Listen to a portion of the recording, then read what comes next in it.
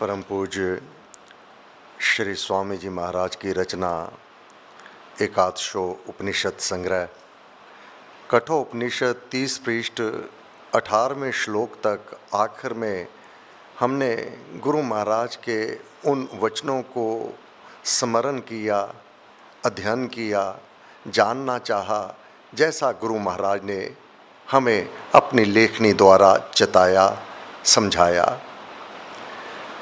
अब यहाँ पर वैवस्वत नचिकेता से कह रहे हैं।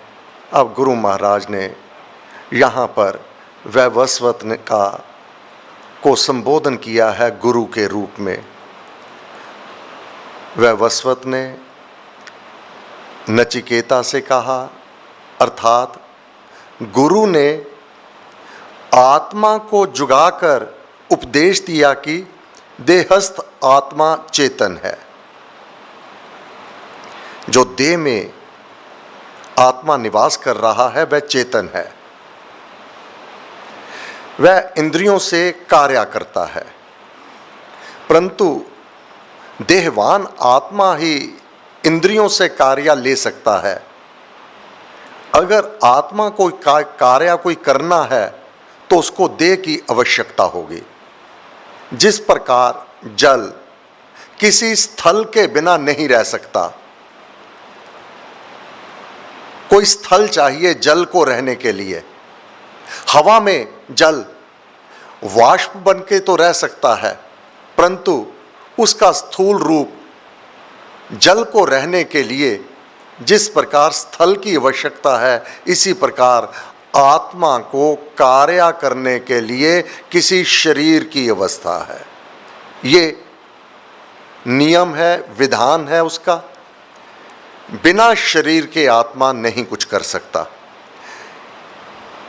अब आत्मा का अपना जन्म और मृत्यु तो होती नहीं, इसका स्वरूप जन्म मरण से रहित है। ये आप तो जन्म मरण से रहित है, परंतु जिस शरीर में प्रवेश करता है वह शरीर का जन्म होता है और मृत्यु होती है। इसके स्वरूप में परिवर्तन, नव पुरातनपन नहीं होता। यह परिवर्तन शरीर में होता है, आत्मा में नहीं होता। यह कहीं से किसी ने नहीं बनाया। यह कारण कार्य भाव की सीमा से पार है। यह अजर, अमर, अविनाशी और अनादि है। देह के हनन होने पर आत्मा नहीं कटता, इसका हनन नहीं होता। यह परम सूक्ष्म चेतन वस्तु है। यदि देह को मारने वाला समझता है कि मैं आत्मा को मारता हूं, और यदि मार खाने वाला, मरने वाला यह समझता है कि मैं मर रहा हूं, मेरा आत्मा हनन हो रहा है, वे दोनों आत्मा को नहीं जानते। क्योंकि ना यह आत्मा मरता है और ना मारा जाता है। आत्मज्ञानी की क्रिया, अब जो इस तथ्य को जान जाता है, शरीर पर सुख दुख, शरीर पर अनुकूलित और प्रतिकूल अवस्था, रोग अवस्था, सुखद अवस्था, मन के अनुकूल, मन के विपरीत, जो इससे परे हो गया, जिसने इसको जीत लिया, वही आत्मज्ञानी है। आत्मज्ञानी की क्रिया कर्तव्य बुद्धि से होती है। उसका कर्मकलाप, वह जानता है आत्मा अजर अमर इस शरीर, इस देह में है। मेरा प्रत्येक कर्म इसका प्रभाव मेरी आत्मा पर होगा। वह वैसा ही स्वभाव वैसा ही भाव ले लेवेगा, उसका जन्म वैसे ही स्थान व माता के द्वारा वह उत्पन्न हो जाएगा।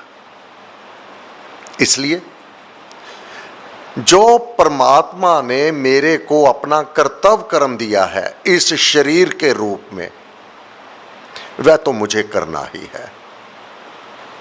कर्मों से भाग करके कोई कहां जाएगा।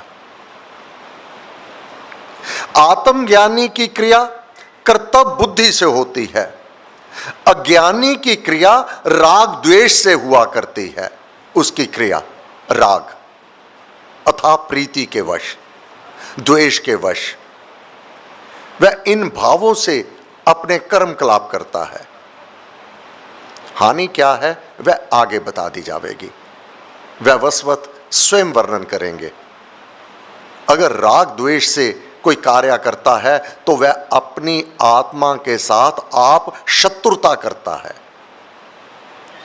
वह अपनी आत्मा को स्वयं अधोगति के ले जाने के मार्ग पर आप चला रहा है।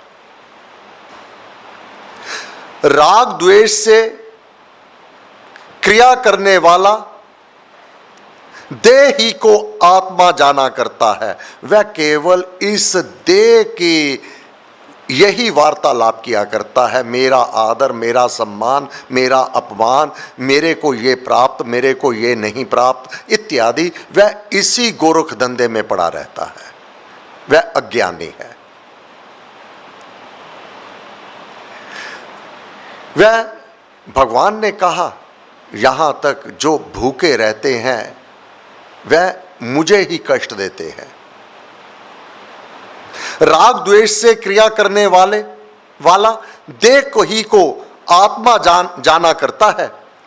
इस कारण देह के सुख दुख को आत्मा में आरोपित कर लिया करता है। आत्मज्ञानी वीत राग भाव से कार्य करता हुआ केवल निर्लेप रहता है। वीत राग रहित होकर आत्मज्ञानी वीत राग भाव से राग रहित से कार्य करता हुआ केवल निर्लेप रहता है। बाहर के परिवर्तन उसको अभिमानित और दुखी नहीं कर सकते, और आत्मा की अमर सत्ता को कदापि नहीं भूलता कि ये जो परिवर्तन है ये बाहर के परिवर्तन है। मैं अपनी आत्मा को ऐसे भाव राग के, द्वेष के, वैर विरोध के क्यों दूं जिससे वह इस मार्ग को जाने। मां भी अपने बच्चे को वह खाने पीने को, वह उसके स्वाद को चखने ही नहीं देती जिससे उसको हानि होगी। वह भोजन उसे देती ही नहीं। कितने वर्षों तक उसको मीठा भी नहीं देती कि मीठे का स्वाद ये ना चखे।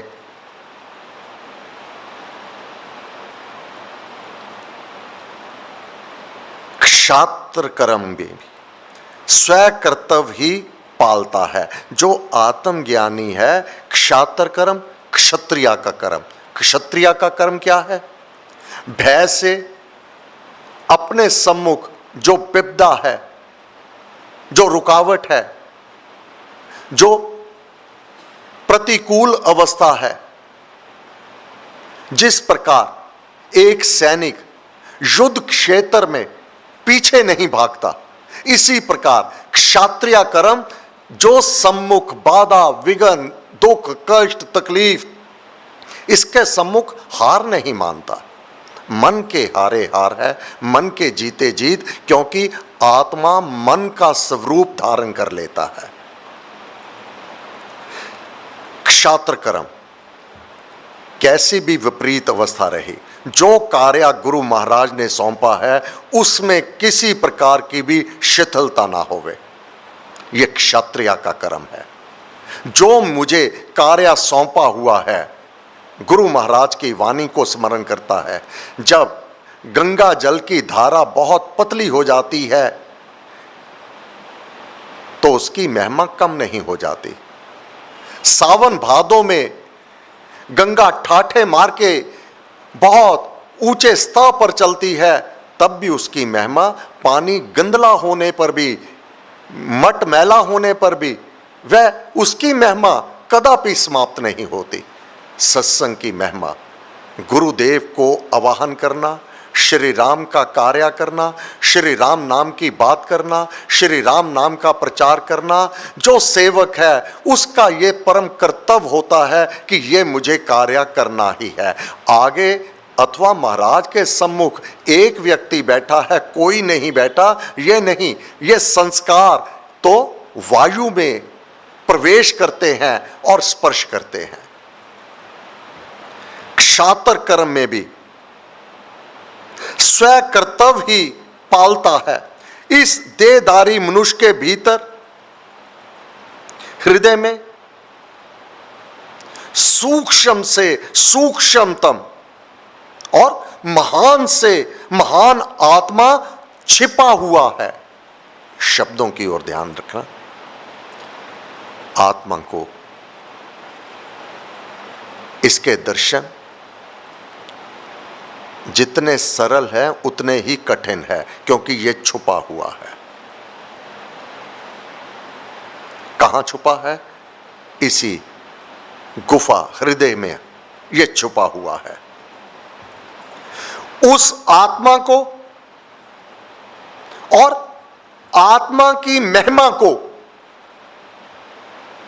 उस आत्मा को,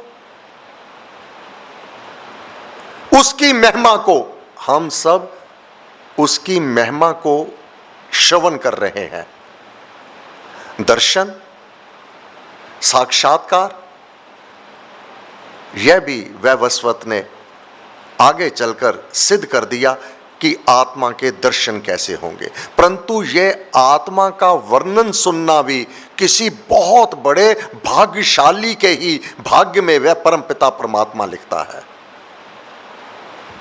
आत्मा की महिमा को हरि कृपा से आत्मज्ञानी और शोक रहित भक्त देखता है। आत्म सत्ता अनादि काल से प्रसुप्त पड़ी रहती है। ईश्वर कृपा से जाप, सिमरन तथा ध्यान से उस दैवी स्वरूप का दर्शन होता है।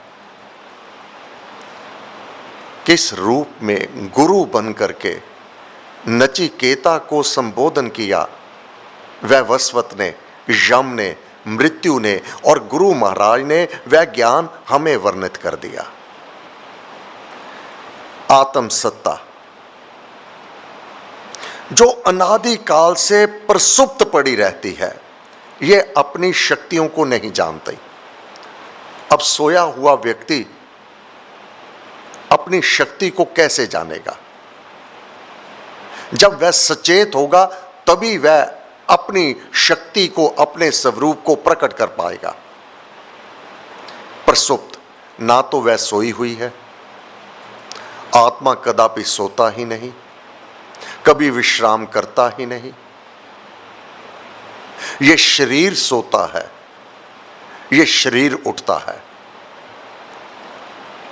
अब इसके दर्शन कैसे होंगे आत्मा के, जो हृदय गुफा में छुपा हुआ है, भीतर अंधकार? वह ज्ञान का दीपक गुरु कृपा से, गुरु कृपा से ये आत्मा जागृत होता है। गुरु की प्राप्ति ईश्वर कृपा से होती है। ईश्वर कृपा से जाप करके, सिमरन करके तथा ध्यान से उस दैवी स्वरूप का दर्शन होता है। आत्मा की जागृति, अब पहले कहा था प्रसुप्त पड़ी आत्मा, वह प्रसुप्त पड़ी है, अब उसकी जागृति, आत्मा की जागृति हरि कृपा का प्रसाद ही मानना चाहिए।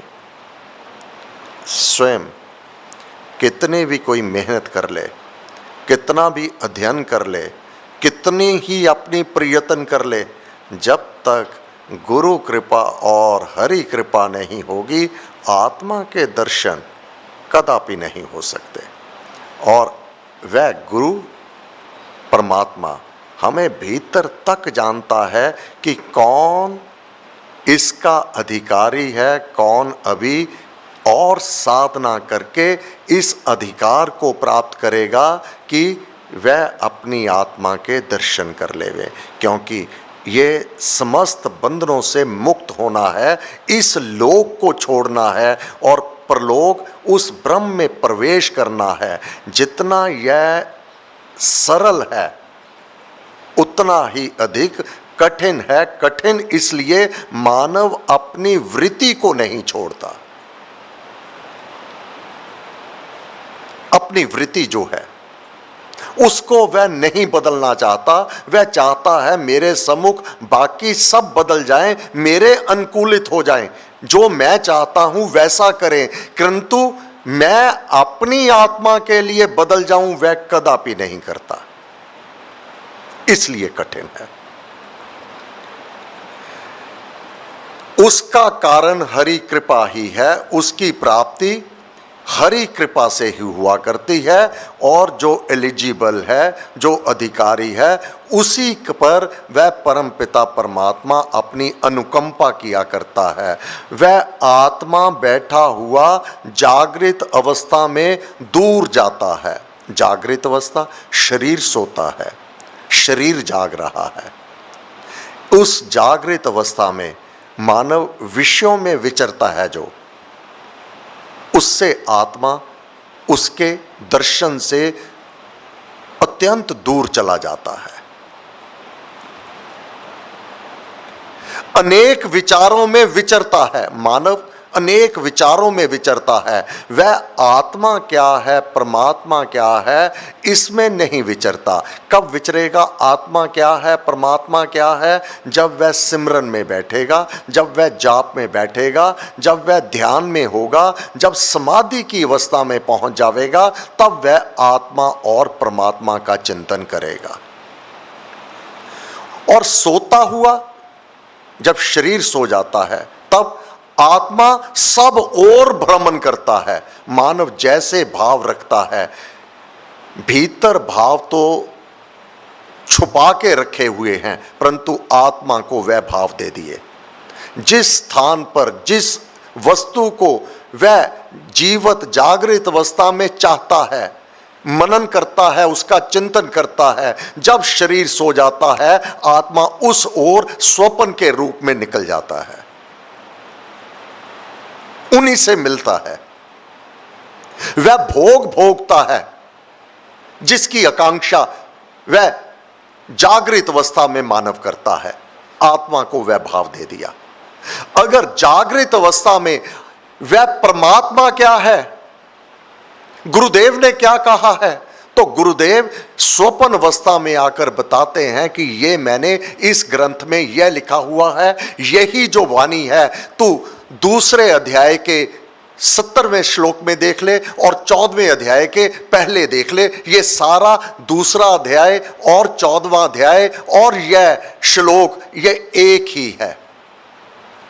वह आत्मा बैठा हुआ जागृत अवस्था में दूर जाता है, अनेक विचारों में विचरता है और सोता हुआ सब और भ्रमण करता है।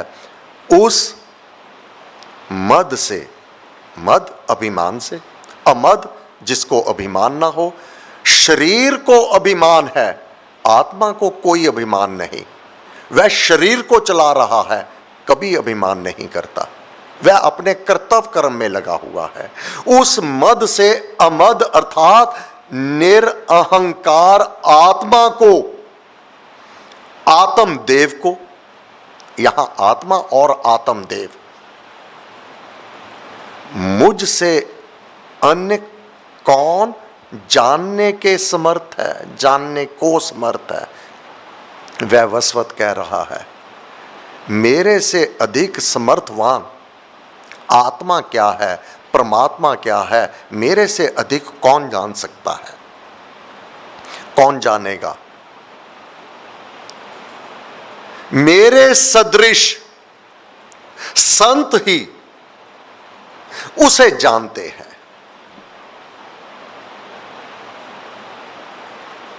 संत इसी लोक में है।